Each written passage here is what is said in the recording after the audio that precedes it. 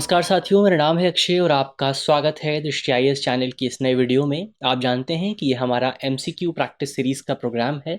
इस प्रोग्राम में हम मुख्य तौर पर एमसीक्यूज़ के माध्यम से जो तमाम इम्पॉर्टेंट पॉइंट्स हैं उन पर डिस्कशन और चर्चा करने की कोशिश करेंगे, ताकि यदि आपके प्रश्न पत्र में इसको लेकर के कोई भी सवाल आता है तो उस सवाल को सॉल्व करने में आपको किसी भी तरह की समस्या का सामना ना करना पड़े। तो चलिए इसी नोट के साथ आज की अपनी वीडियो की शुरुआत करते हैं और सबसे पहले आज का हमारा पहला सवाल देखते हैं। तो आज का हमारा जो पहला सवाल है उसमें आपसे पूछा गया है कि नेहरू महालनोबिस मॉडल जो था वो पहली बार निम्नलिखित में से किस पंचवर्षीय योजना में अपनाया गया था। हमारे जो ऑप्शंस हैं उसमें है पहला ऑप्शन ऑप्शन ए प्रथम पंचवर्षीय योजना, ऑप्शन बी द्वितीय पंचवर्षीय योजना, ऑप्शन सी तीसरी पंचवर्षीय योजना या फिर ऑप्शन डी सातवीं पंचवर्षीय योजना। तो इसका सही जवाब होगा ऑप्शन बी, यानी कि जो नेहरू महालनोबिस मॉडल है ये आपको बेसिकली दूसरी पंचवर्षीय योजना के दौरान देखने को मिला था।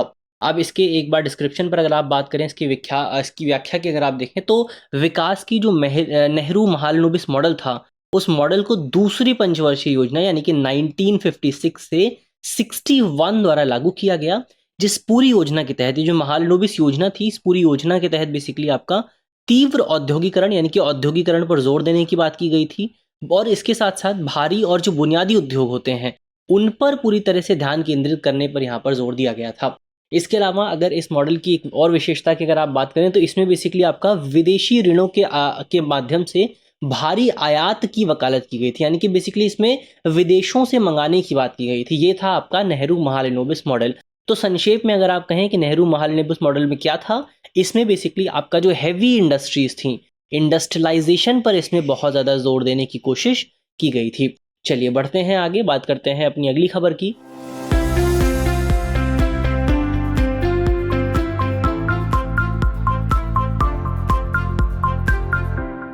तो हमारी जो अगली खबर है, हमारा जो अगला सवाल है उसमें आपसे पूछा गया है कि किस पंचवर्षीय योजना का उद्देश्य समावेशित विकास को बढ़ावा देना था।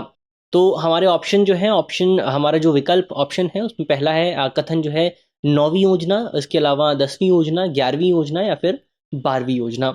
उपरोक्त में से कौन सा से कथन सही है या फिर है। तो इसका जो हमारे ऑप्शंस हैं, हमारे पास जो विकल्प हैं उसमें पहला है केवल 1, 2 और 3, केवल 2 और 4, केवल 3 और 4 या फिर केवल 4। तो इसका जो सही जवाब है वो है आपका ऑप्शन सी, यानी कि यहाँ पर तीसरा विकल्प और चौथा विकल्प यानी कि 11वीं योजना और 12वीं योजना अपने आप में सही जवाब हो जाते हैं। अब एक बार इनके डिस्क्रिप्शन पर अगर आप बात करें तो अब जब बात करते हैं आप 11वीं पंचवर्षीय योजना की, तो 11वीं पंचवर्षीय योजना के दौरान बेसिकली आपका तीव्र समावेशी विकास पर जोर दिया गया था। इसका उद्देश्य था तीव्र और समावेशी विकास यानी कि गरीबी में कमी करना। तो यहाँ पर भी आप देखेंगे समावेशी विकास आपको मिलेगा। और 12वीं पंचवर्षीय योजना का उद्देश्य था तेज, सतत और अधिक समावेशी विकास सुनिश्चित करना। तो 11वीं और 12वीं दोनों ही योजनाओं में आपको समावेशी विकास दिखाई दे जाएगा। समावेशी विकास पर बहुत ज्यादा जोर दिया गया था। तो इस तरह से आपका ऑप्शन सी जो है वो इसका सही जवाब हो जाता है। आगे बढ़ते हैं, हमारा अगला सवाल है, आपसे पूछा गया है कि हमें इन कथनों पर विचार करना है। हमारा पहला कथन है कि द्वितीय पंचवर्षीय योजना में भारी उद्योगों की स्थापना पर जोर दिया गया था।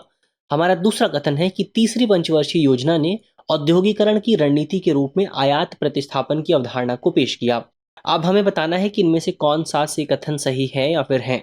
हमारे ऑप्शन है ऑप्शन ए केवल 1, ऑप्शन बी केवल 2, ऑप्शन सी 1 और 2 दोनों, या फिर ऑप्शन डी ना तो 1 और ना ही 2। तो इसका जो सही जवाब होगा वो है आपका ऑप्शन सी। ऑप्शन सी यहाँ पर सही जवाब है, क्योंकि दोनों ही जो कथन है वो यहाँ पर सही हो जाते हैं। सही क्यों हो जाते हैं, इसकी व्याख्या की अगर आप बात करें, सबसे पहले आप देखें दूसरी पंचवर्षीय योजना की सेकेंड 5 ईयर प्लान 1956 से लेकर के 1961 तक का था, और इस पर हमने पहले भी बात की थी, क्योंकि इस पूरे मॉडल को कहा जाता है नेहरू महालनोबिस मॉडल, क्योंकि इस पूरे मॉडल को प्रोफेसर पीसी महालनोबिस द्वारा तैयार किया गया था, जिसके कारण इसको महालनोबिस मॉडल या फिर महालनोबिस योजना के नाम से भी जाना जाता है। इसके अलावा इस योजना की कल्पना बेसिकली आपका आर्थिक स्थिरता लाने के लिए की गई थी, इकोनॉमिक स्टेबिलिटी लाने के लिए की गई थी, और इसमें तीव्र औद्योगिकरण, जैसा कि हमने पहले भी देखा था, तीव्र औद्योगिकरण पर बहुत ज्यादा जोर दिया गया। और साथ ही इस पूरी योजना के माध्यम से विदेशी ऋणों के माध्यम से भारी आयात की भी वकालत की गई। तो इस तरह से आपका कथन एक जो है सही हो जाता है। इसके अलावा दूसरे कथन की अगर आप बात करें तो यहाँ पर तीसरी पंचवर्षीय योजना की बात की गई है। तीसरी पंचवर्षीय योजना को अगर आप देखें तो तीसरी पंचवर्षीय योजना ने औद्योगिकरण की रणनीति के रूप में आयात प्रतिस्थापन पर जोर दिया, यानी कि इम्पोर्ट सब्स्टिट्यूशन पर जोर दिया गया। अब यहाँ पर सवाल उठता है कि आखिर इम्पोर्ट सब्स्टिट्यूशन का क्या मतलब होता है? अगर आप देखें इम्पोर्ट सब्स्टिट्यूशन का, तो मान लीजिए कि भारत में कोई प्रोडक्ट है, प्रोडक्ट ए जो कि भारत में बनाया जाता है। अब प्रोडक्ट ए भारत में बनाया जाता है, लेकिन इसका कोई दूसरा प्रोडक्ट है, प्रोडक्ट बी, जो कि भारत में नहीं बनता है। अब क्या किया जाता है, ये प्रोडक्ट जो कि भारत में नहीं बनता है, ये भारत के बाहर से मंगाया जाता है, विदेशों से मंगाया जाता है। अब अगर आप इम्पोर्ट सब्स्टिट्यूशन की पॉलिसी को अपनाते हैं, तो इस पूरी पॉलिसी में बेसिकली आपका क्या किया जाता है, इस पूरी पॉलिसी में आपका ये जो प्रोडक्ट बी है, जो कि भारत में नहीं बनता, उस प्रोडक्ट को भी भारत में बनाने की कोशिश की जाती है। या फिर इस पूरे प्रोडक्ट का जो सब्स्टिट्यूशन है, मान लीजिए ए जो है ये इस प्रोडक्ट का सब्स्टिट्यूशन है, तो अब हम जो है बी का इस्तेमाल करने की बजाय ए का इस्तेमाल करेंगे, क्योंकि हम इसको अपने भारत में ही बना सकते हैं, जिससे हमारी विदेशों पर जो निर्भरता है उसको कम किया जा सकता है। इसको कह सकते हैं आप आयात प्रतिस्थापन। अब इसकी अवधारणा हमारे सामने क्यों आई? तो अवधारणा हमारे सामने आई क्योंकि ये महसूस किया गया कि जब ये जो पूरा पीरियड था जिसमें हमारी तीसरी पंचवर्षीय योजना लागू थी, 1961 के बाद वाला पीरियड, उसमें ये महसूस किया गया कि हमारी अर्थव्यवस्था टेक ऑफ चरण में है। यानी कि अर्थव्यवस्था को बेसिकली एक पुश की ज़रूरत है और अर्थव्यवस्था बहुत ज़्यादा आगे निकल जाएगी। और वो पुश क्या होगा? वो पुश होगा आत्मनिर्भरता, यानी कि सेल्फ रिलायंस का पुश। और आत्मनिर्भरता और स्व उत्पादक अर्थव्यवस्था बनना हमारे लिए बहुत ज़्यादा इंपॉर्टेंट हो गया था। तो इस पूरी पॉलिसी के माध्यम से, तीसरी पंचवर्षीय योजना के माध्यम से, विदेशों पर हमारी जो निर्भरता थी उसको हमने कम करने की कोशिश की, आयात प्रतिस्थापन को बढ़ावा दिए जाने की कोशिश की गई। और इस तरह से आपका कथन 1 और 2 दोनों सही है और विकल्प 3 यहाँ पर सही जवाब हो जाता है।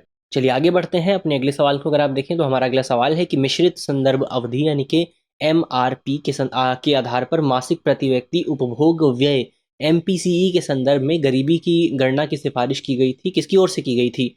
हमारे ऑप्शन है, ऑप्शन ए लकड़ावल समिति, ऑप्शन बी तेंदुलकर समिति, ऑप्शन सी दांडेकर समिति, या फिर ऑप्शन डी अलग समिति। तो इसका जो सही जवाब है वो है आपका ऑप्शन बी, यानी कि इसकी जो सिफारिश है एमआरपी के आधार पर, यानी कि मिक्स्ड रेफरेंस पीरियड, इसके आधार पर एमपीसीई की गणना करने की जो सिफारिश थी वो आपका तेंदुलकर समिति के आधार पर की गई थी, तेंदुलकर समिति की ओर से की गई थी। तो सबसे पहले बहुत सारे शब्द यहाँ पर आते हैं। गरीबी को आप जानते ही हैं, गरीबी का क्या मतलब होता है? जब किसी व्यक्ति के पास अपने संसाधन, अपनी ज़रूरतों को पूरा करने के लिए, अपनी बेसिक ज़रूरतों को पूरा करने के लिए भी संसाधन मौजूद नहीं होते हैं। दूसरा शब्द यहाँ पर आता है मासिक प्रति व्यक्ति उपभोग व्यय, यानी कि एक व्यक्ति एक महीने के दौरान औसतन कितना ज़्यादा उपभोग करता है, इसके आधार पर जो है गरीबी मापी जाती है। अब पहले ये जो हुआ करता था, पहले जो गरीबी मापी जाती थी वो कैसे मापी जाती थी? वो आपका मापी जाती थी समान संदर्भ अवधि के आधार पर। इसमें क्या होता था?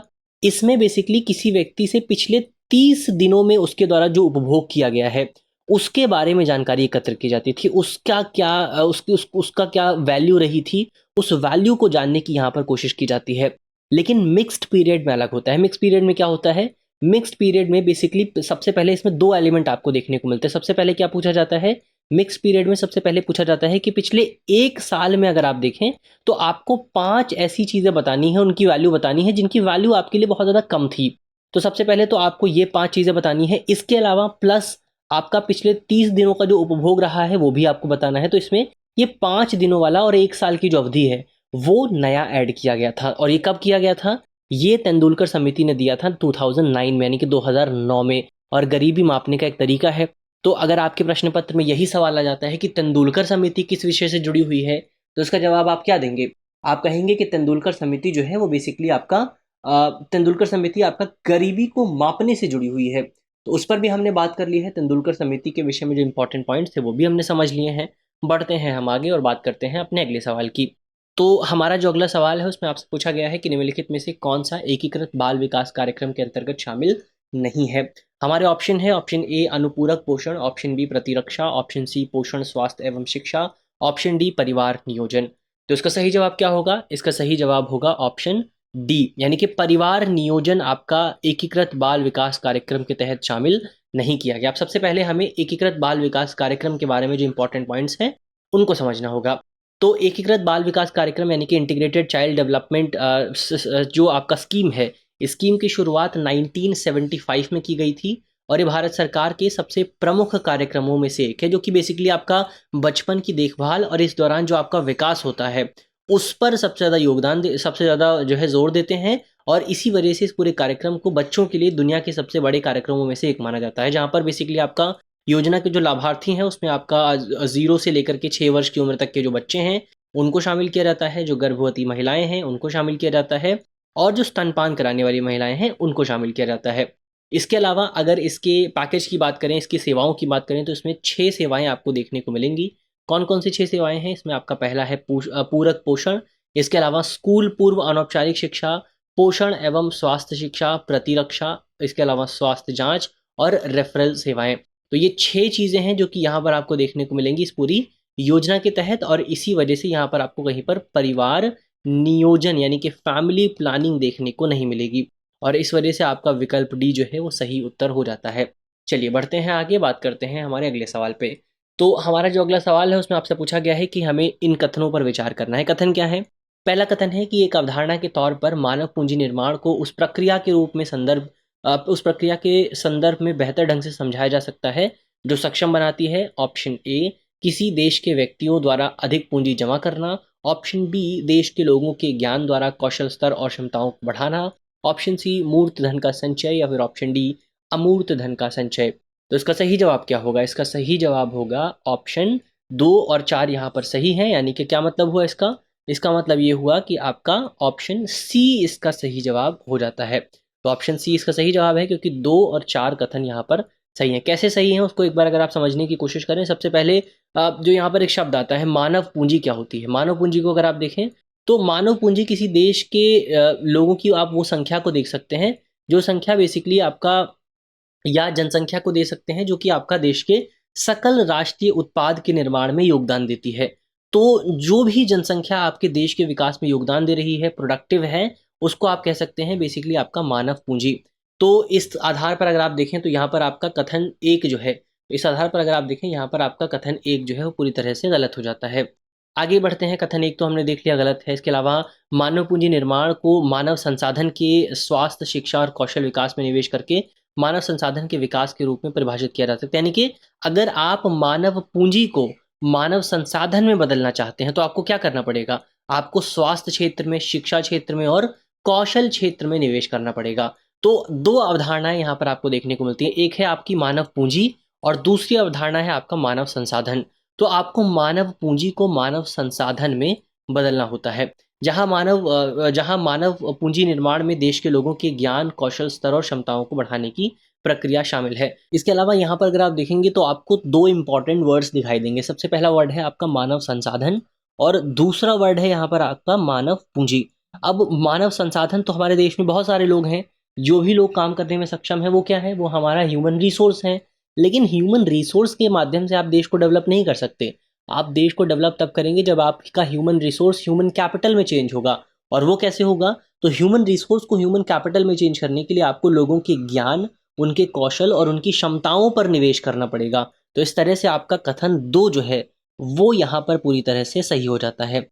आगे बात करते हैं, इसके अलावा मानव पूंजी निर्माण के स्रोतों को अगर आप देखें तो क्या-क्या कर सकते हैं आप जो है बेसिकली शिक्षा में निवेश कर सकते हैं, आप स्वास्थ्य में निवेश कर सकते हैं, उपचारात्मक दोनों ही क्षेत्रों में निवेश किया जा सकता है, कौशल विकास और व्यावसायिक प्रशिक्षण में निवेश किया जा सकता है, नौकरी पर प्रशिक्षण देने में भी निवेश किया जा सकता है, प्रवासन एवं सूचना में निवेश किया जा सकता है और भी बहुत सारे तरीके हैं जिसके माध्यम से आप मानव संसाधन को मानव पूंजी में बदल सकते हैं। क्योंकि मानव पूंजी जो है वो बेसिकली आपका जो है आपके देश का विकास करती है। तो यहाँ पर अगर आप देखें तो कथन 3 सही नहीं है, कथन 4 जो है वो पूरी तरह से सही है और आपका विकल्प 3 यहाँ पर सही जवाब हो जाता है। आगे बढ़ते हैं, अगले सवाल को देखते हैं। तो हमारा अगला सवाल है कि जनसांख्यिकीय लाभांश का पूरा लाभ प्राप्त करने के लिए भारत को क्या करना चाहिए? हमारे विकल्प हैं ऑप्शन ए कौशल विकास को बढ़ावा देना, ऑप्शन बी अधिक सामाजिक सुरक्षा योजनाएं पेश करना, ऑप्शन सी शिशु मृत्यु दर में कमी लाना या फिर ऑप्शन डी उच्च शिक्षा का निजीकरण। तो इसका जो सही जवाब होगा वो क्या होगा? इसका सही जवाब होगा आपका ऑप्शन ए। तो ऑप्शन ए यानी कि कौशल विकास को बढ़ावा देने के माध्यम से आप जो है डेमोग्राफिक डिविडेंड या फिर जनसांख्यिकीय लाभांश का पूरा लाभ जो है प्राप्त कर सकते हैं।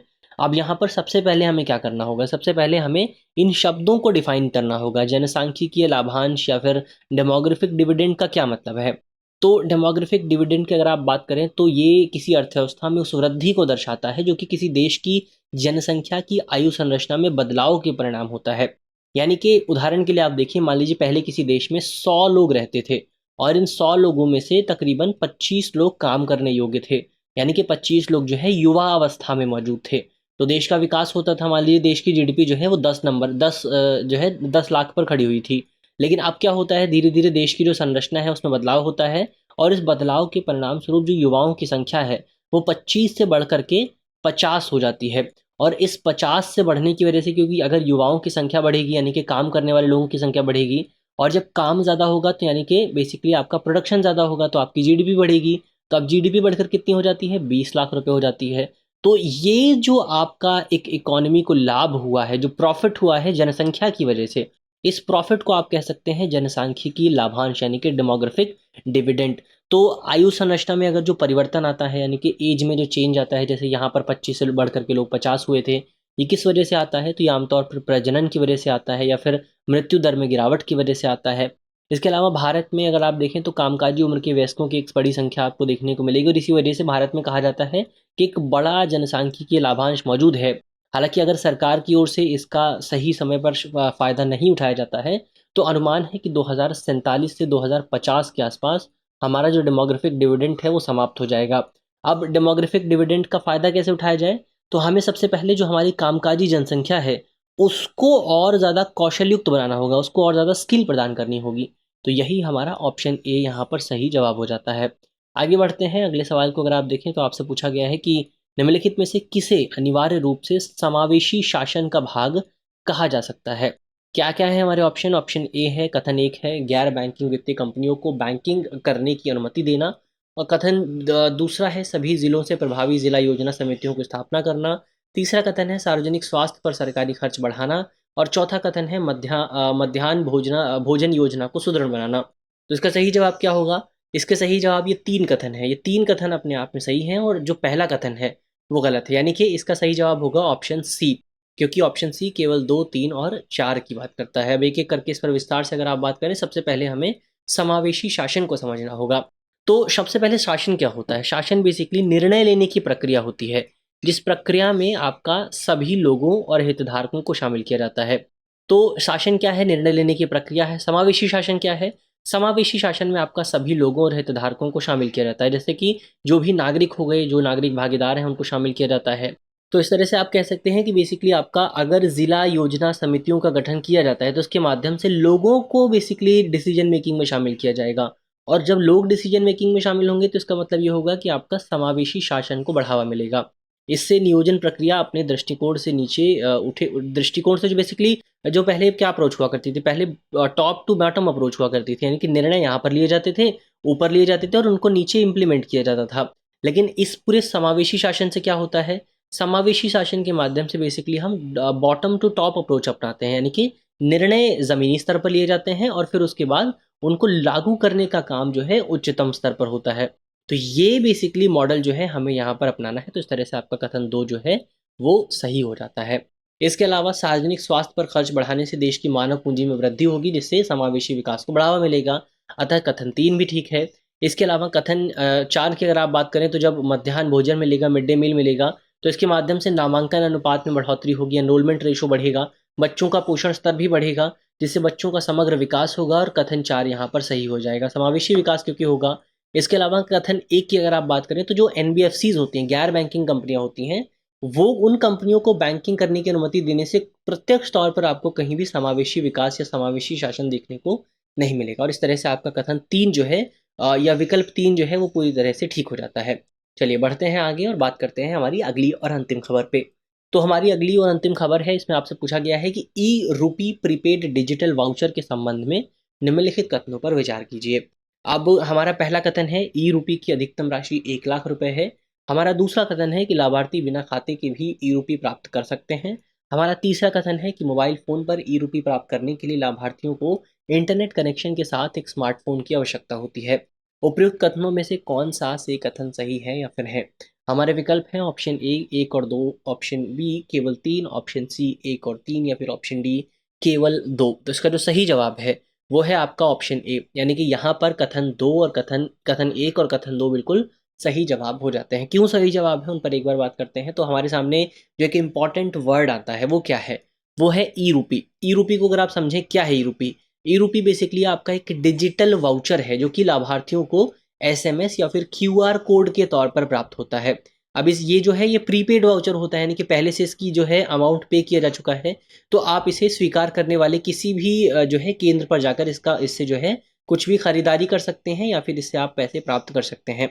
साल 2023 में आरबीआई यानी कि रिजर्व बैंक ऑफ इंडिया ने ई-रूपी प्रीपेड डिजिटल वाउचर की सीमा को 10,000 रुपये से बढ़ा करके 1 लाख रुपए कर दिया था। तो इस तरह से आपका कथन 1 यहाँ पर सही हो जाता है। इसके अलावा वाउचर भुनाने वाले उपभोक्ता के पास डिजिटल भुगतान ऐप या फिर बैंक खाता होना ज़रूरी नहीं है, तो कथन 2 भी यहाँ पर सही हो जाता है। और कथन 3 की अगर आप बात करें तो मोबाइल फ़ोन पर ई-रूपी प्राप्त करने के लिए लाभार्थियों को इंटरनेट कनेक्शन वाले स्मार्टफ़ोन की ज़रूरत भी नहीं होती है। तो इस तरह से आपका कथन 3 जो है वो यहाँ पर गलत हो जाता है। और आपका सही जवाब क्या बनता है? सही जवाब बनता है आपका ऑप्शन ए। तो ये आज की हमारी वीडियो हुई। यहाँ पर आज की हम अपनी वीडियो को समाप्त करते हैं और मुझे उम्मीद है कि वीडियो में हमने जितने भी इंपॉर्टेंट पॉइंट्स पर बात की है वो पॉइंट्स आपको समझ में आए होंगे। और अगर आपके प्रश्न पत्र में इसको लेकर के कोई भी सवाल आता है तो उस सवाल को सॉल्व करने में आपको किसी भी तरह की समस्या का सामना नहीं करना पड़ेगा। मिलते हैं आपसे अगली वीडियो में, इसी सीरीज़ की अगली वीडियो में। तब तक के लिए अपना ख्याल रखिए, ध्यान रखिए, पढ़ते रहिए। धन्यवाद। डियर व्यूअर्स, अपने एग्जाम की तैयारी को और बेहतर करने के लिए हमारे चैनल को लाइक, शेयर और सब्सक्राइब करना न भूलें।